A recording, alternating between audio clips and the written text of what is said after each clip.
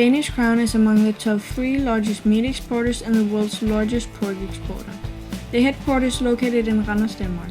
It's a Danish international-oriented food firm and slaughterhouse, primarily processing and selling pork and beef.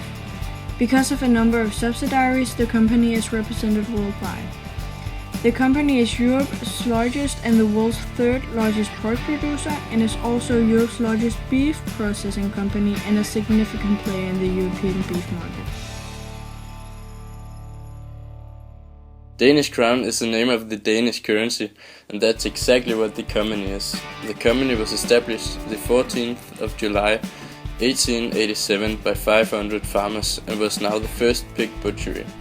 The land was bought, the bill implemented, and the 22nd of December it was all done and ready to slaughter the first pigs. 1918.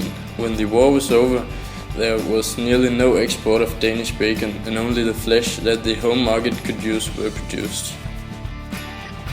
1930. The production of bacon increased heavily in the early 1930s. In 10 years the production was quadrupled, and in just 1 year over 5 million pigs were slaughtered. Although the joy didn't last for long, the economic crisis hit the bacon export too. 1937 to 1947. This decade was characterized by the Second World War, and here the bacon production was on its lowest. A lot of the export ships were stopped and the Germans took all the bacon on board. 1950. In this decade the women began conquering the labor market, and they didn't have time to be in the kitchen, so they needed something fast. This is where yaka and the mo soup at its peak. 1970 was where the name Danish Crown was introduced to the Danes as well as the rest of the world. The 70th was also where Denmark became a part of the EU, which caused the food safety to tighten up. In October, Tulip International AS was established. The new company was a merger of Normeat, Danepak and Jager. 2000. In the late 1990s and the early 2000s, some of the biggest mergers in Danish Crown's history were made. After months of negotiation, Danish Crown and Vestjyske Slagterier decided to merge and became Danish Crown, led by Kjeld Johannesen. The merge made Danish Crown the second largest company in Denmark, only beaten by AP Møller Mærsk.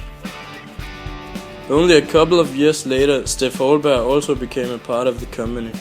At this point, Danish Crown's part of the country's slaughters was at 90%. 2010. Danish Crown became a public limited company in 2010.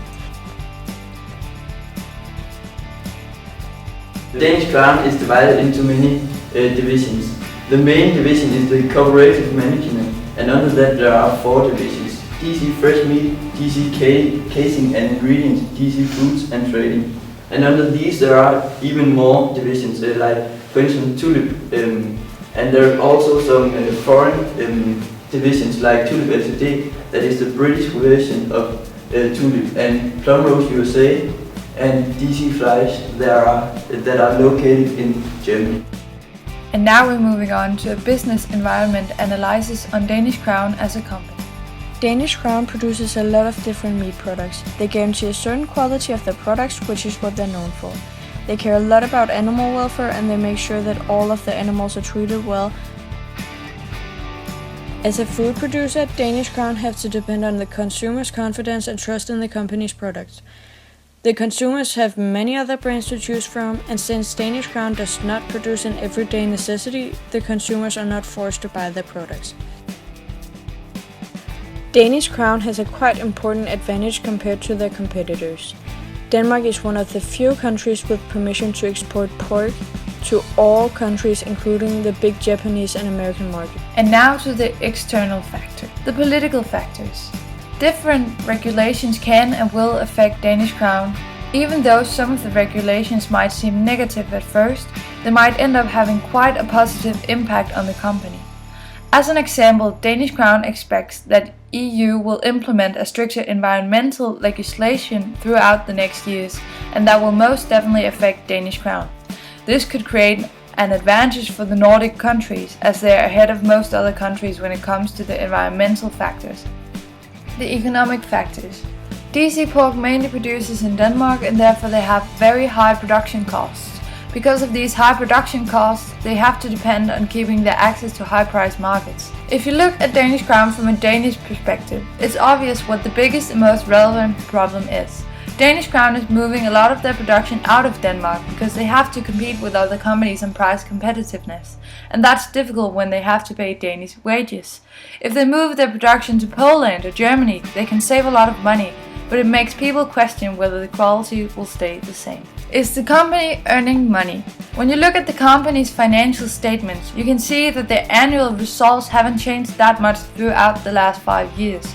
If you look at their result as index numbers, you can see the very small change from year to year. If you put 2009 to 2010 as your basic year, this will be your index numbers.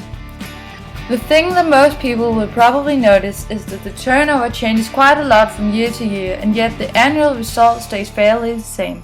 The reason for this is that Danish Crown, Amba, who owns Danish Crown, is a cooperative enterprise, meaning that they don't pay regular tax. Instead, they pay their farmers back at the end of the year, depending on how good a year it has been and how much money they've earned. They decide how much they want to give back to the farmers before they announce the annual result. Therefore, they can always end up on the result they want. Danish Crown is very aware of its important role in the society. Danish Crown is a very well-known brand and they are a very big company, which makes their decisions and morals very important. Danish Crown focuses on a lot of different fields of responsibility where they can make a change. Some of these subjects are animal welfare, basic human rights, and anti-corruption. Danish Crown tries their absolute best to be a great example for other companies by taking all of these social responsibilities very seriously. Even though Danish Crown is a Danish company, their market is primarily in other countries. They actually only sell around 10% to Danish consumers and export the last 90%. Out of all of the more than 60 countries that Danish Crown export to, UK is the biggest market. That is because of the subsidiary company Tulip Limited that have headquarters and a large production and sale in the UK. The UK is closely followed by Japan and Germany to be the biggest market. This large export means that Danish Crown's export in numbers is around 26 billion Danish kroner, which is the same as 4.2% of the Danish product export and 38% of the Danish agriculture export. This shows that Danish Crown is very important to the Danish export.